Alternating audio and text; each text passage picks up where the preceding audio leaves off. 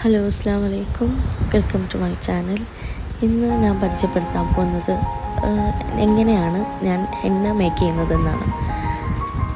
First ടൈമായിട്ടാണ് ഞാൻ എൻ്റെ യൂട്യൂബ് ചാനലിൽ ലെങ്ത് വീഡിയോ ഇടുന്നത്. ഭയങ്കര നെർവസാണ്. ഫസ്റ്റ് ടൈമാണ് എൻ്റെ സൗണ്ട് വെച്ചിട്ട് ഞാനൊരു വീഡിയോ ചെയ്യുന്നത്. അപ്പോൾ ഒരുപാട് തെറ്റുകളൊക്കെ കാണും, ക്ഷമിക്കുക. ഓക്കെ, സോ ഫസ്റ്റ് നമ്മൾ ചെയ്യുന്നത് എന്താണെന്ന് വെച്ചാൽ, ഞാൻ വാങ്ങുന്നത് രാജസ്ഥാനി ഹെന്ന പൗഡറാണ്. അത് ട്രിപ്പിൾ സിഫ്റ്റഡ് ഹെന്ന പൗഡർ വാങ്ങിക്കാൻ സൂക്ഷിക്കുക, എന്നാലേ നമുക്ക് ആ ഒരു പെർഫെക്ഷൻ കിട്ടുള്ളൂ.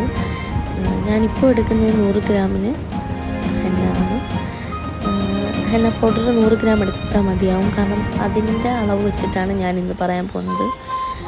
100 ഗ്രാം ഹെന്നയ്ക്ക് നമുക്ക് അതിനനുസരിച്ചുള്ള അളവിൽ എസൻഷ്യൽ ഓയിലും അങ്ങനെയുള്ള കാര്യങ്ങൾ നമുക്ക് ചേർക്കാൻ പറ്റുള്ളൂ. സ്വന്തമായിട്ട് വീട്ടിൽ ഹെന്ന ചെയ്യണം, ഇതുപോലെ ഒരു ബിസിനസ് ആക്കണമെന്ന് ആഗ്രഹമുള്ളവർ ഉറപ്പായിട്ടും ഈ വീഡിയോ നിങ്ങൾക്ക് ഹെൽപ്ഫുള്ളാവും. ഫസ്റ്റ് നമുക്ക് ഈ ഹെന്ന മേക്ക് ചെയ്യാൻ വേണ്ടി ഒരുപാട് പ്രൊഡക്റ്റിൻ്റെ ആവശ്യമുണ്ട്.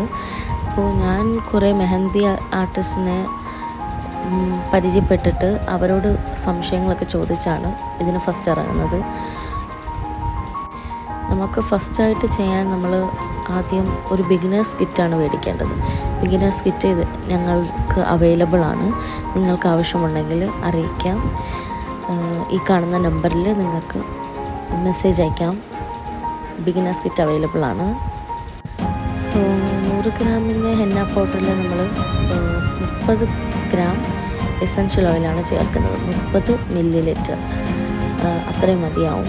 ആ എസൻഷ്യൽ ഓയിലും പിന്നെ നമുക്ക് ഒരു 30 ml അല്ലെങ്കിൽ ഒരു നാരങ്ങ നമുക്ക് ഇതിനകത്ത് ആഡ് ചെയ്യാം. കാരണം നാരങ്ങ എന്തിനാണ് യൂസ് ചെയ്യുന്നതെന്ന് വെച്ചാൽ, നമുക്ക് പുറത്തോട്ടൊക്കെ ഓർഡർ കിട്ടുമ്പോൾ നമ്മൾ കൊറിയർ വഴിയാണ് അയക്കുന്നത്. അപ്പോൾ നമുക്ക് ഫ്രീസറിൽ വെച്ച് ഇതാക്കാൻ പറ്റില്ല. അപ്പോൾ നാരങ്ങ നീര് നമുക്ക് കേട് പറ്റാതെ കുറച്ച് ദിവസം ഇരിക്കാൻ സഹായിക്കും. നല്ല പെർഫെക്ഷനും ആയിരിക്കും, ചുമക്കുകയും ചെയ്യും. ഓക്കെ, മെയിനായിട്ട് ഇത് രണ്ടും വേണം. പിന്നെ നമുക്ക് പഞ്ചസാരയാണ് വേണ്ടത്. ആദ്യം ഇത് രണ്ടും ഒഴിച്ചതിന് ശേഷം ചെറുതായിട്ടൊന്ന് മിക്സ് ചെയ്ത് കൊടുക്കുക. ചെറുതായിട്ട് അതിലാവുന്ന ഒരു രീതിയിൽ ബ്ലെൻഡ് ചെയ്ത് കൊടുക്കുക. ശേഷം നമ്മൾ 30 ഗ്രാമിൻ്റെ പഞ്ചസാരയാണ് എടുത്തിരിക്കുന്നത്. 30 മതിയാവും. കാരണം ഈ പഞ്ചസാര നമ്മൾ എന്തിനാണ് ഉപയോഗിക്കുന്നതെന്ന് വെച്ചാൽ, നമുക്ക് സ്റ്റിക്കി ആയിട്ടിരിക്കാനാണ്. മെഹന്തി പൊഴിഞ്ഞു പോകാതിരിക്കാൻ പെട്ടെന്ന്. അതിനു വേണ്ടിയാണ് നമ്മൾ ഷുഗർ ആഡ് ചെയ്യുന്നത്. ഒരുപാട് അളവിൽ പഞ്ചസാര ആയിപ്പോയാൽ ഒത്തിരി സ്റ്റിക്കി ആയിട്ടിരിക്കും. അപ്പോൾ നമ്മൾ അത് മൂന്നും ഇതിൽ ചേർത്തതിന് ശേഷം നന്നായിട്ട് മിക്സ് ചെയ്യുക. എന്നിട്ട് കുറച്ച് വെള്ളം ഒഴിച്ച് നമ്മൾ നല്ലൊരു പേസ്റ്റ് പരുവത്തിലാക്കണം. ആദ്യമേ ഒരുപാട് വെള്ളം ഒഴിക്കാതിരിക്കാൻ ശ്രദ്ധിക്കുക. കുറേശ്ശെ വെള്ളം ഒഴിക്കുമ്പോൾ നമുക്ക് കറക്റ്റായിട്ട് കിട്ടും. വെള്ളം കൂടിപ്പോയാലും പ്രശ്നമാണ്. അപ്പോൾ ആവശ്യത്തിന് ഒഴിച്ച് നോക്കി മിക്സ് ചെയ്യുന്നതാണ് നല്ലത്. നല്ല പേസ്റ്റ് പരുവത്തിലാകണം മിക്സ് ചെയ്യുമ്പോൾ. ഞാനിത് തലേ ദിവസം രാത്രിയാണ് ചെയ്തു വയ്ക്കുന്നത്. നാളത്തെ ആവശ്യത്തിനാണെങ്കിൽ തലേന്ന് ചെയ്യും. നമുക്കിത് 6 to 8 മണിക്കൂറാണ് റെസ്റ്റ് ചെയ്യാൻ വെക്കേണ്ടത്. ഡൈ റിലീസിന് വേണ്ടിയാണ് നമ്മൾ വെക്കുന്നത്.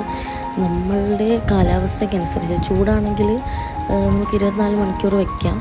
ഓരോ സ്ഥലങ്ങളുടെ ക്ലൈമറ്റ് അനുസരിച്ചാണ് ഇത് ചെയ്യുന്നത്. ഞാൻ 6 to 8 മണിക്കൂർ കൂടുതൽ വയ്ക്കാറില്ല. അതാണ് മാക്സിമം ഒരു ടൈം എന്ന് പറയുന്നത് ഡൈ റിലീസിന് വെക്കാൻ. അപ്പോൾ നമ്മളൊരു പ്ലാസ്റ്റിക് റാപ്പറിനകത്ത് നല്ല രീതിയിൽ പൊതിഞ്ഞ് എയർ ടൈറ്റ് ചെയ്താണ് വെക്കേണ്ടത്. കാരണം നമുക്ക് ഡൈ റിലീസിന് അങ്ങനെയാണ് ആവശ്യം. നല്ല രീതിയിൽ പൊതിഞ്ഞ് നമ്മൾ വെക്കണം. എന്നിട്ട് പിറ്റേ ദിവസമാണ് ബാക്കി പരിപാടികൾ ചെയ്യുന്നത്.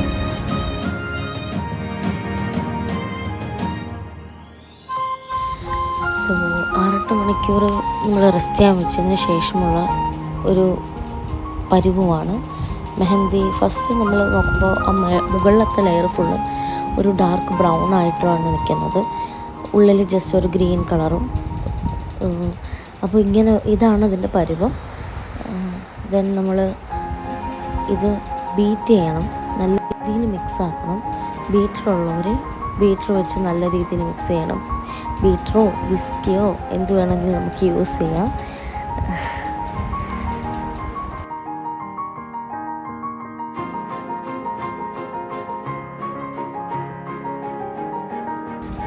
ഓക്കെ, ഞാൻ മിക്സ് ചെയ്യാൻ യൂസ് ചെയ്യുന്നത് ബീറ്ററാണ്. നമുക്ക് ബീറ്ററോ വിസ്കോ എന്ത് വേണമെങ്കിലും യൂസ് ചെയ്യാം. പക്ഷെ നല്ല രീതിയിൽ ബ്ലെൻഡ് ആവണമെങ്കിൽ ബീറ്ററാണ് നല്ലത്. ഞാൻ ബീറ്റർ വെച്ചാണ് മിക്സ് ചെയ്യുന്നത്.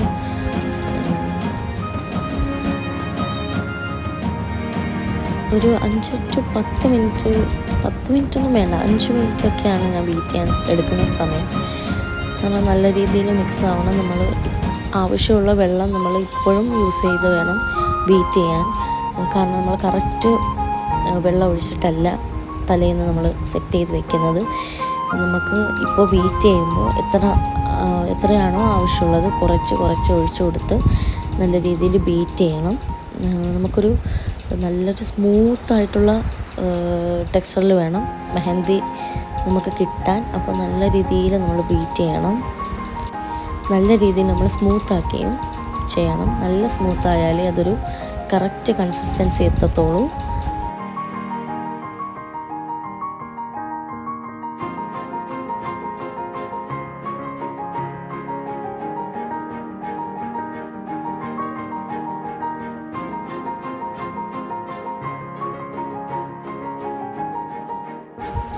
നല്ല രീതിക്ക് ബ്ലെൻഡ് ചെയ്യണം.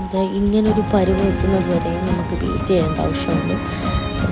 നമുക്ക് ആ ഒരു ബീറ്ററിൽ നിന്നും മെഹന്തി വിട്ട് വീഴുന്നത് വരെ നമുക്ക് ബീറ്റ് ചെയ്യേണ്ട ആവശ്യമുണ്ട്.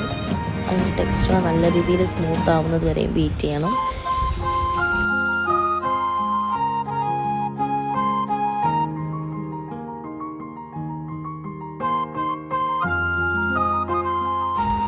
സോ ഇതാണ് അതിൻ്റെ പരുവം. നമ്മുടെ കൺസിസ്റ്റൻസി ഇത്രയും സ്മൂത്ത് ആവണം. ടെക്സ്ചർ ഇത്രയും സ്മൂത്തായാലേ നമുക്ക് ആ ഒരു സ്മൂത്ത്നെസ് എന്താ പറയുക, നമുക്ക് വരയ്ക്കുന്നതിൻ്റെ ഒരു നല്ല രീതിയിലുള്ള ഒരു പെർഫെക്ഷൻ കിട്ടുള്ളൂ. നമുക്ക് മെഹന്തി വരയ്ക്കുമ്പോൾ ഉള്ള പെർഫെക്ഷൻ ഈ ബീറ്റ് ചെയ്യുന്നതിലിരിക്കുവാണ്. നല്ല രീതിയിൽ മിക്സ് ചെയ്താലേ ഇങ്ങനൊരു സ്മൂത്ത് കൺസിസ്റ്റൻസി കിട്ടത്തുള്ളൂ. ഇനി നമ്മൾ ചെയ്യേണ്ടത് എന്താണെന്ന് വെച്ചാൽ ഒരു ലെങ്ത്തുള്ള ബോട്ടിലോ എന്തെങ്കിലും ലെങ്ത്ത് ഉള്ളതായിട്ടുള്ളത് എടുത്തിട്ട് നമുക്ക് പൈപ്പിംഗ് ബാഗിനകത്ത് ഹെന്ന നിറയ്ക്കാൻ വേണ്ടിയാണ് നമ്മളത് യൂസ് ചെയ്യുന്നത്.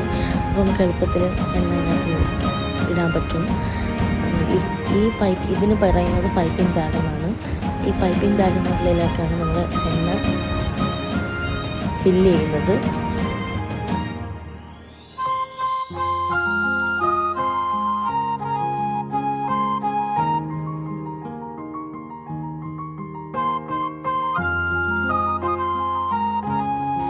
അപ്പോൾ ഹെന്ന നമ്മൾ പൈപ്പിംഗ് ബാഗിനകത്ത് ഫില്ല് ചെയ്തിട്ടുണ്ട്. ഇനി നമ്മൾക്ക് ചെയ്യേണ്ടത് എന്താണെന്ന് വെച്ചാൽ സെല്ലോഫെയിൻ ഷീറ്റ് കട്ട് ചെയ്യുന്നുള്ളതാണ്. സെല്ലോഫെയിൻ ഷീറ്റ് കട്ട് ചെയ്യുന്നതാണ് പിന്നെ നമ്മൾ ശ്രദ്ധിക്കേണ്ട ഒരു കാര്യം. ലെങ്ത്ത് അനുസരിച്ചും വിത്തും ലെങ്ത്തും എല്ലാം അനുസരിച്ചാണ് നമ്മൾ സെല്ലോഫെയിൻ ഷീറ്റ് കട്ട് ചെയ്യുന്നത്. നല്ല രീതിയിൽ സൂക്ഷിച്ച് കട്ട് ചെയ്യണം. കാരണം നമുക്ക് കോണിൻ്റെ ലെങ്ത്ത് അനുസരിച്ച് നമുക്ക് എടുക്കേണ്ടതാണ്. ബാക്സ് കോൺ ആണെങ്കിൽ വലുതായിട്ടും മിനി കോൺ ആണെങ്കിൽ ചെറുതായിട്ടും നമുക്ക് ലെങ്ത്ത് എടുത്ത് കട്ട് ചെയ്യണം. ലെങ്ത്ത് നോക്കാൻ നമുക്കൊരു സ്കെയിൽ ആവശ്യമാണ്. അല്ലാതെ ചില കടകളിൽ നമുക്ക് കറക്റ്റ് ലെങ്ത്ത് വൈസാണ് അവർ മടക്കി വെക്കുന്നത്. അപ്പോൾ ഞാൻ കടയിൽ നിന്നാണ് മേടിച്ചത്. അപ്പോൾ കറക്റ്റ് ആ അളവിന് അവർ മടക്കി വെച്ചിട്ടുണ്ട്. അപ്പോൾ അത് നമുക്ക് കുറച്ചും കൂടി എളുപ്പമാണ്. അപ്പോൾ നമ്മൾ കട്ട് ചെയ്യുമ്പോഴത്തേക്കും കറക്റ്റ് അളവ് നല്ലതുപോലെ നോക്കി നീറ്റായിട്ട് കട്ട് ചെയ്യണം. അപ്പോഴേ നമുക്ക് കോണാക്കുമ്പോൾ ആ പെർഫെക്ഷനിൽ കിട്ടത്തുള്ളൂ.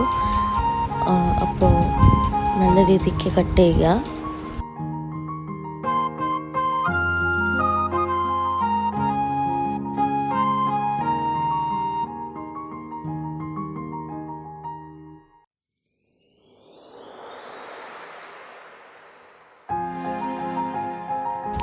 അപ്പോൾ നമുക്ക് അങ്ങനെ കട്ട് ചെയ്യുമ്പോഴത്തേക്ക് ഇങ്ങനൊരു ലെങ്ത്തിൽ നമുക്ക് സെലോഫെയിൻ ഷീറ്റ് കിട്ടും. ഇനി അത് നമുക്ക് വിട്ട് ബേസ് ചെയ്ത് നമുക്ക് കട്ട് ചെയ്തെടുക്കാം.